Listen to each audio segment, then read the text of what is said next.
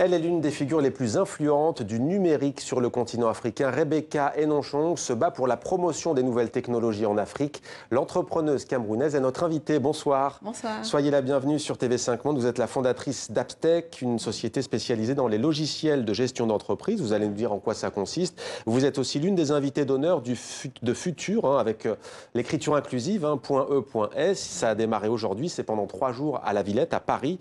Festival gratuit dédié à l'innovation numérique. On va parler bien entendu de ce secteur de l'innovation, des nouvelles technologies. Mais d'abord une question sur une crise qui secoue votre pays depuis plusieurs mois. Vous êtes originaire du sud-ouest du Cameroun, région anglophone. On parle aussi l'anglais dans le nord-ouest du Cameroun. Il y a eu une région autoproclamée qu'on appelle l'Ambazonie. Il y a un groupe armé qui s'est constitué. Il y a une guerre qui se joue à huis clos entre l'armée camerounaise et ses insurgés. Quel est votre avis à ce sujet? Que pouvez-nous vous dire, vous qui êtes anglophone de naissance? Oui, en fait, je pense que c'est un conflit qui aurait pu être évité. Il y a quand même des différences culturelles importantes entre les gens qui ont grandi avec le système anglo-saxon et ceux qui ont grandi avec le système francophone. Malheureusement, le dialogue a été coupé trop tôt. On a commencé à appeler des gens des terroristes qui étaient vraiment des manifestants pacifistes. Et aujourd'hui, c'est un dialogue de sourds. Malheureusement, il faut absolument que les deux parties s'assoient. Et souvent, les deux parties ne s'entendent pas, ne s'aiment pas. Mais quelles sont les revendications juste des anglophones? On a du mal à comprendre parce qu'on entend parler de discrimination. Qu'en est-il au juste? Mais en fait, je pense que c'est plus que ça. Il y a des systèmes de gouvernance qui sont différents et qui ont évolué du côté anglophone et un système différent du côté francophone. Et au courant des années, les anglophones ont eu l'impression qu'ils perdaient leur identité. Et c'est cette perte d'identité, d'indépendance, d'autonomie qui est à la source des revendications. Et ça s'est traduit par les enseignants et les avocats qui sont les deux seuls systèmes qui sont restés. C'est-à-dire le système pour les écoles. Donc le système éducatif. Le système éducatif du côté anglophone est resté le Common Entrance, qui est le système britannique, et le système judiciaire est resté Common Law, qui est le système britannique toujours. Et donc, c'est des systèmes, et petit à petit, ces deux systèmes aussi étaient en train de disparaître.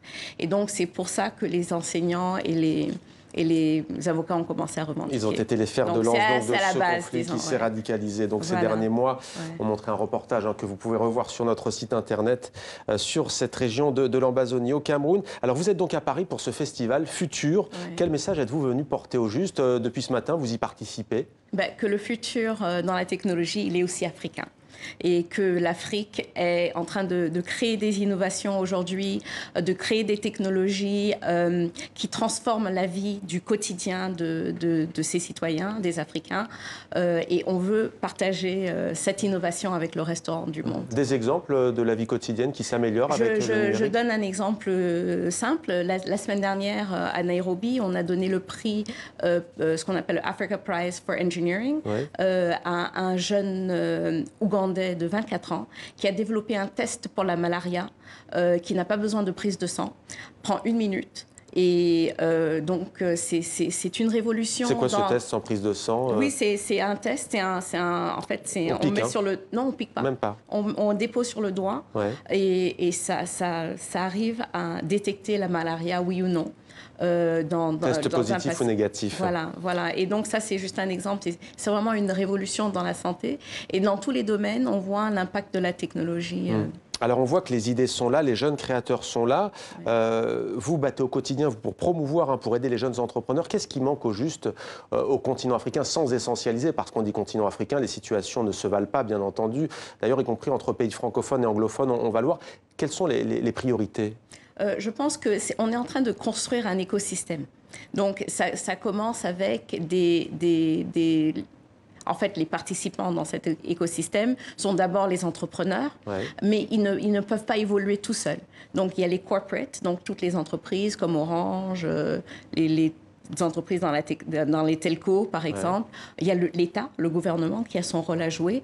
Il y a les investisseurs qui participent aussi. Il y a les universitaires qui participent aussi. Et donc, il faut trouver des méthodes pour que dans chacun de ces participants arrive à évoluer indépendamment et que l'écosystème en tout arrive à évoluer dans chacun des pays, ensuite dans les régions et ensuite sur le continent. Et au cours de ce festival futur, il sera question une nouvelle fois des objets connectés dont on parle tant. Les startups françaises tirent leur épingle du jeu. Elles sont même une référence à travers le monde au point que la conception esthétique de ces produits, leur design est aussi devenu une spécialité française. Antoine Fontenot et Benoît Robin ont rencontré l'un des designers favoris, le chouchou si l'on peut dire de la French Tech. Regardez.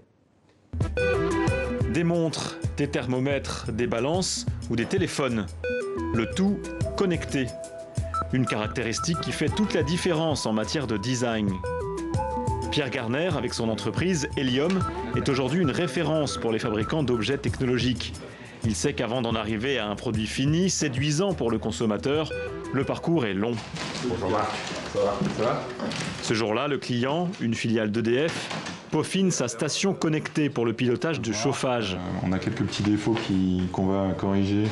Il y a presque un an, le designer avait proposé un premier dessin, charge ensuite aux ingénieurs de concevoir l'objet.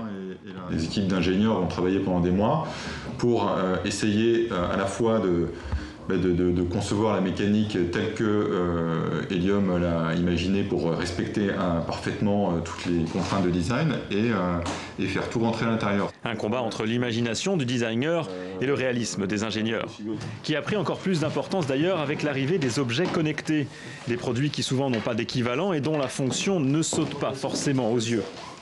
Quand on fait un objet connecté, une grosse partie des fonctions se retrouve déportée sur une application ou sur un support tiers sur le smartphone. Et du coup, la façon dont on va rendre visibles et intelligibles ces fonctions-là sur le produit, nous pose aussi des interrogations nouvelles, mais en même temps, c'est un formidable champ d'investigation pour nous. Donc nous, en tant que designer, on s'interroge beaucoup sur la façon dont on peut leur donner du sens pour qu'ils soient acceptés extrêmement simplement par les utilisateurs. Pierre Garner travaille désormais sur une quinzaine d'objets connectés chaque année. Certaines de ses créations ont été primées et elles séduisent aussi à l'étranger.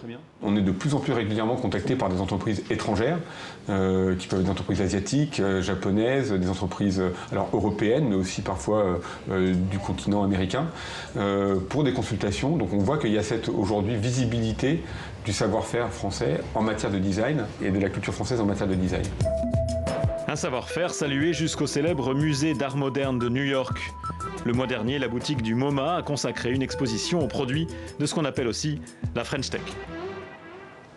Est-ce que l'Afrique doit compter sur la French Tech et le savoir-faire français en la matière? Ah, j'aurais dit le contraire. Ah, allez-y. J'aurais dit que la French Tech va beaucoup gagner avec sa collaboration avec les entrepreneurs africains et l'innovation africaine. Je pense qu'il y a déjà des liens qui se tissent entre le continent et les entrepreneurs français. Ouais.